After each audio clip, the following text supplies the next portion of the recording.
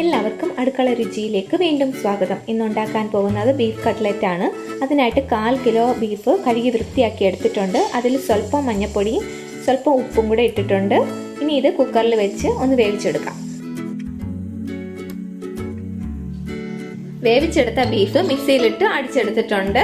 Beef കട്ട്ലറ്റിന് ആവശ്യമായ മറ്റ് സാധനങ്ങൾ: ഒരു പൊട്ടറ്റോ വേവിച്ചുടച്ചത്, ഒരു സവോള ചെറുതായിട്ട് അരിഞ്ഞത്, കറിവേപ്പില ചെറുതായിട്ട് നുറുക്കിയത്, പച്ചമുളക് ചതച്ചത്, വെളുത്തുള്ളി ചതച്ചത്, ഒരു കഷ്ണം ഇഞ്ചി ചതച്ചത്, ഒരു മുട്ട അടിച്ചെടുത്തത്, പിന്നെ ബ്രെഡ് ക്രംസ്. ഇനി നമുക്ക് കട്ട്ലറ്റിന് വേണ്ടുന്ന ഉള്ളിയൊക്കെ ഒന്ന് വഴറ്റിയെടുക്കാം. പാത്രം ചൂടായതിലേക്ക് വെളിച്ചെണ്ണയാണ് ഒഴിച്ചത്. ഇനി ഇതിലേക്ക് അരിഞ്ഞു വെച്ചിട്ടുള്ള സവോള ചേർക്കാം.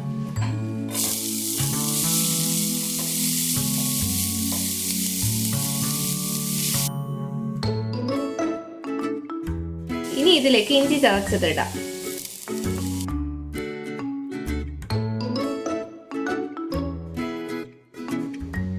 വെളുത്തുള്ളി ചതച്ചത്,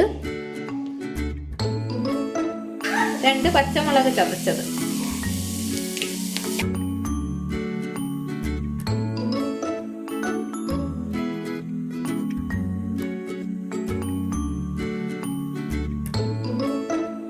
ഇതിലേക്ക് 1/4 ടീസ്പൂൺ മഞ്ഞൾപ്പൊടി, 1 ടീസ്പൂൺ കുരുമുളക് പൊടി, 1/2 ടീസ്പൂൺ മീറ്റ് മസാല,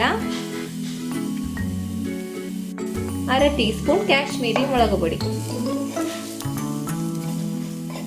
എരിയൊക്കെ നിങ്ങളുടെ താല്പര്യം അനുസരിച്ച് ചേർക്കുക. ഇനി ഇതിലേക്ക് ബീഫ് കൂടി ചേർക്കാം.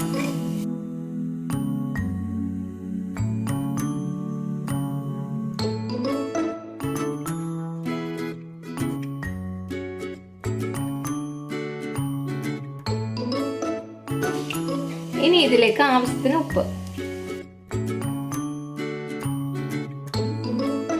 ഇനി ഇതിലേക്ക് പൊട്ടറ്റോ കൂടി ചേർക്കാം.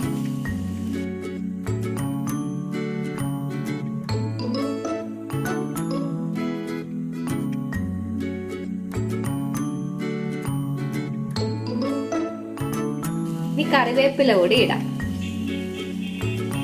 മല്ലിയില ഉണ്ടെങ്കിൽ അതും ഇടാം. ഇപ്പോൾ ഇത് നന്നായിട്ട് തണുത്തിട്ടുണ്ട്.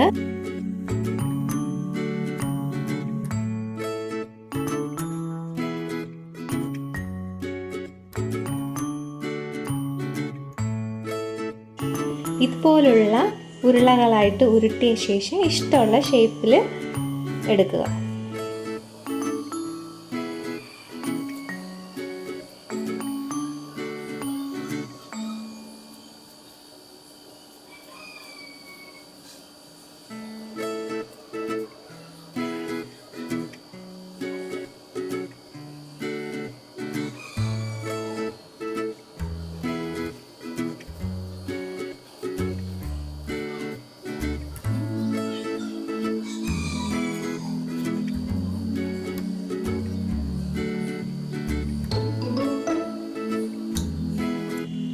അപ്പം കട്ട്ലറ്റ് എല്ലാം ഷേപ്പാക്കി എടുത്തിട്ടുണ്ട്. ഏത് ഷേപ്പിൽ വേണമെങ്കിലും കട്ട്ലറ്റ് ഉണ്ടാക്കാം. ഇനി ഇത് ഓരോന്നായിട്ട് മുട്ടയിൽ മുക്കി ബ്രെഡ് ക്രംസിൽ മുക്കി നമുക്ക് പൊരിച്ചെടുക്കാം.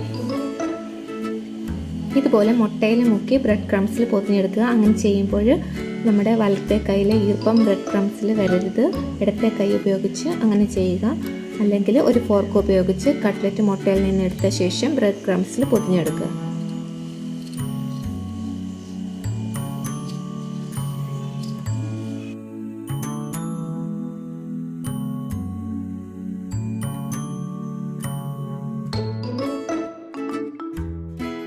അല്ലെങ്കിൽ ഇതുപോലെ ഒരുമിച്ച് മുട്ടയിൽ മുക്കി വയ്ക്കുക.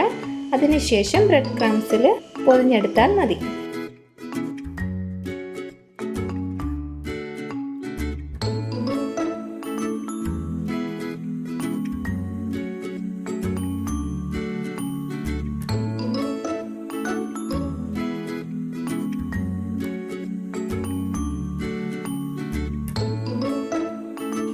ഇനി നമുക്കിത് പൊരിച്ചെടുക്കാം. എണ്ണ ചൂടായിട്ടുണ്ട്. ഇനി ഓരോന്നായിട്ട് വറുത്തെടുക്കാം.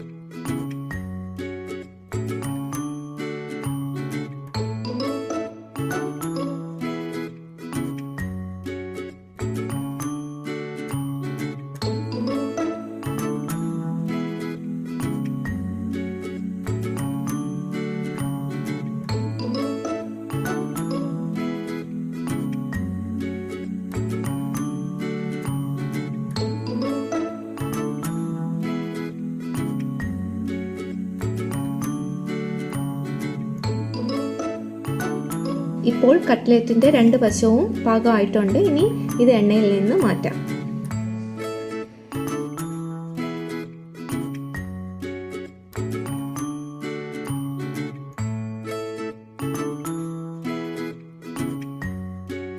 ഇന്നത്തെ റെസിപ്പി എല്ലാവർക്കും ഇഷ്ടപ്പെട്ടു എന്ന് പ്രതീക്ഷിക്കുന്നു. വീണ്ടും കാണുന്നതുവരെയും എല്ലാവർക്കും നന്ദി.